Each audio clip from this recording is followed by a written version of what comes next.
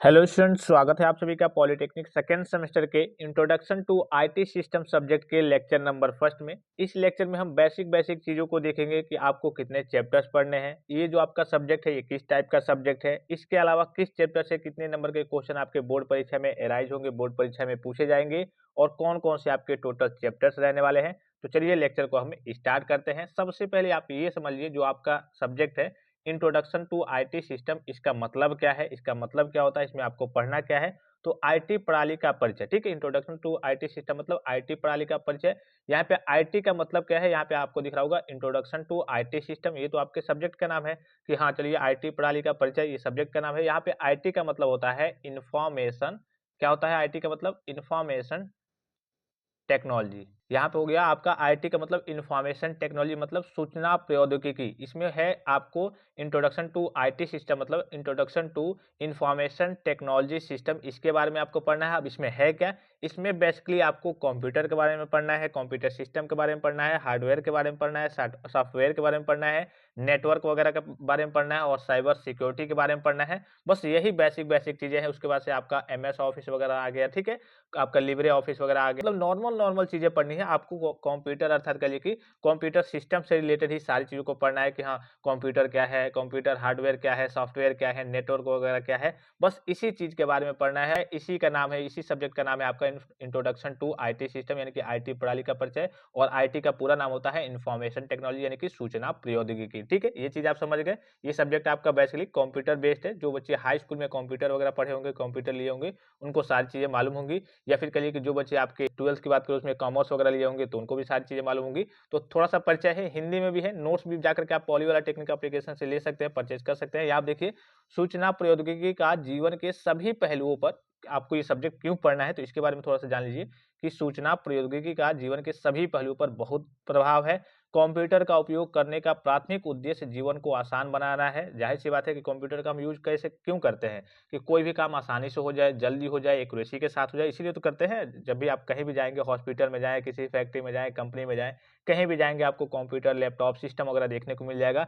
उसी पे सारे डेटा वगैरह व्यवस्थित किए जाते हैं, चाहे वो लेबर की सैलरी हो, चाहे हॉस्पिटल की कोई भी काम हो, सारे डेटा। क्योंकि कंप्यूटर में क्या होता है, आसानी से वर्क किया जा सकता है, तेजी के साथ वर्क किया जा सकता है, डेटा को कहिए कि एकत्रित वहाँ पे किया जा सकता है, अनलिमिटेड डेटा को एकत्रित किया जा सकता है, स्टोर किया जा सकता है और काम जो है वो आपका एक्यूरेसी के साथ होता है। मान लीजिए कि आप कैलकुलेशन कर रहे हैं, मान लीजिए कोई मल्टीप्लाई कर रहे हैं कि हाँ 542 चाहे 5423 और समथिंग जो भी हो आप मल्टीप्लाई कर रहे हैं, तो हो सकता है कि इसमें मल्टीप्लाई करते समय आपसे गलती हो जाए, लेकिन वही आप सिस्टम पे कर रहे हैं, कंप्यूटर पे कर रहे हैं, तो इस प्रकार से कोई समस्या नहीं आने वाली है। इसी प्रकार से कंप्यूटर में अनेकों फीचर्स होते हैं जिसकी सहायता से आप अपना काम एक्यूरेसी के साथ आसानी से और कम समय में कर सकते हैं। तो इसीलिए क्या कहा गया है कि कंप्यूटर का उपयोग करने का प्राथमिक उद्देश्य जीवन को आसान बनाना है।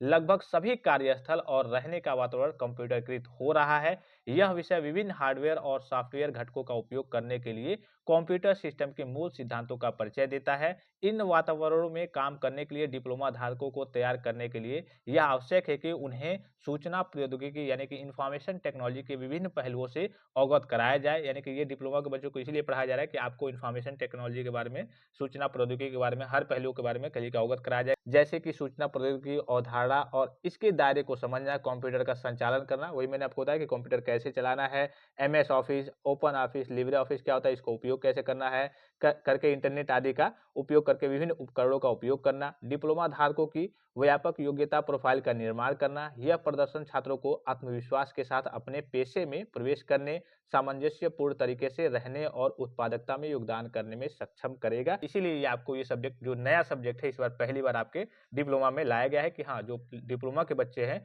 उनको कहिए कि थोड़ा सा प्रोफेशनल बनाया जाए, इस फील्ड में उनको अवगत कराया जाए कि आगे चलकर उनको जॉब वगैरह मिलने में समस्या ना हो। अब देखिए चलिए इसके सिलेबस के चैप्टर्स के बारे में बात करते हैं। तो टोटल आपको कितने चैप्टर पढ़ने हैं? टोटल आपको 5 चैप्टर पढ़ने हैं। कितने चैप्टर पढ़ने हैं? 5 चैप्टर पढ़ने हैं। पहला चैप्टर है introduction to computers and peripherals यानी कि कंप्यूटर और उनके उपकरणों का परिचय। कंप्यूटर क्या है, उनके कौन कौन से उपकरण है, ठीक है, हार्डवेयर सॉफ्टवेयर, इन सारी चीजों के बारे में पढ़ना है। इससे आपके बोर्ड परीक्षा में लगभग 11 नंबर, मैंने एग्जैक्ट यहाँ पे डेटा लिखा है जितने आपके ऑफिशियली बोर्ड की नोटिस में है कि हाँ इतने इतने मार्क्स के इस चैप्टर से पूछे जाएंगे, सेम मैंने वैसे ही लिखा है। अब हो सकता है कि इसे 11 का पूछ ले, इसे 13 का पूछ ले, थोड़ा बहुत करिए कि पॉइंट इधर उधर कर सकता है, लेकिन जो एग्जैक्ट डेटा है वही मैंने आपको यहाँ पे लिख के बताया है। तो introduction to computers and peripherals की बात करें तो इससे लगभग 11 नंबर के क्वेश्चन आपके बोर्ड परीक्षा में पूछे जाएंगे। दूसरा है आपका ऑपरेटिंग सिस्टम। ऑपरेटिंग सिस्टम क्या होता है, एप्लीकेशन सॉफ्टवेयर क्या होता है, इसके बारे में ये आपका दूसरा चैप्टर है। तीसरा है आपका ऑफिस टूल्स, जिसमें एमएस ऑफिस, ओपन ऑफिस और लिब्रे ऑफिस आपको पढ़ना है। और चौथा है इंटरनेट। पांचवा है आपका बेसिक्स ऑफ इंफॉर्मेशन सिक्योरिटी, यानी कि सूचना सुरक्षा के मूलभूत अवधारणाएं, इसके सिद्धांत क्या है, सिक्योरिटी कैसे आपको रखनी है, ठीक है, कैसे आपको साइबर अटैक से बचना है।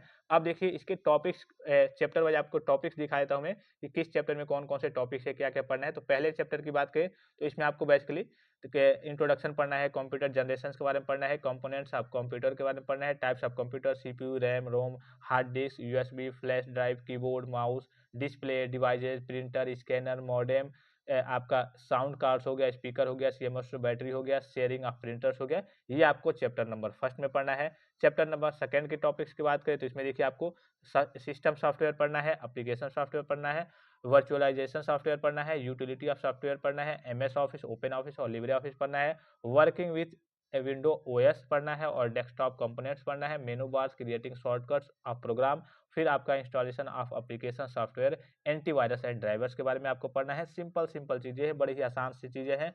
फिर आपका तीसरा चैप्टर हो गया क्रिएशन ऑफ डॉक्यूमेंट्स। डॉक्यूमेंट्स का कह लीजिए कि दस्तावेज को कैसे बनाया जाता है, उसका निर्माण कैसे किया जाता है, स्प्रेडशीट और प्रेजेंटेशन और Google suits, Google drive, Google sheet, Google documents और गूगल प्रेजेंटेशन के बारे में पढ़ना है।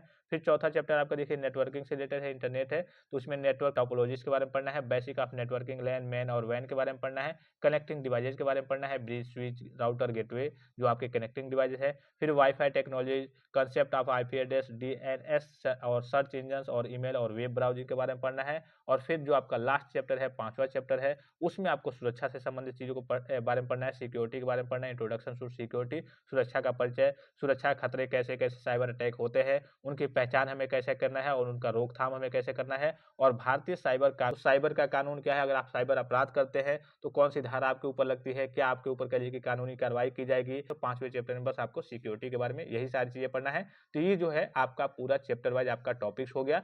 अब चैप्टर नंबर फर्स्ट की बात करें तो सबसे पहले आपका स्टार्ट होता है कंप्यूटर का परिचय। भाई कंप्यूटर होता क्या है, सभी स्टूडेंट्स को मालूम है कि कंप्यूटर एक इलेक्ट्रॉनिक मशीन है जिसका इस्तेमाल डेटा को संसाधित करने मतलब प्रोसेसिंग करने और पुनर्प्राप्त करने के लिए किया जाता है। कंप्यूटर को हिंदी में संगणक कहा जाता है। कंप्यूटर को हिंदी में क्या कहता है, संगणक कहा जाता है।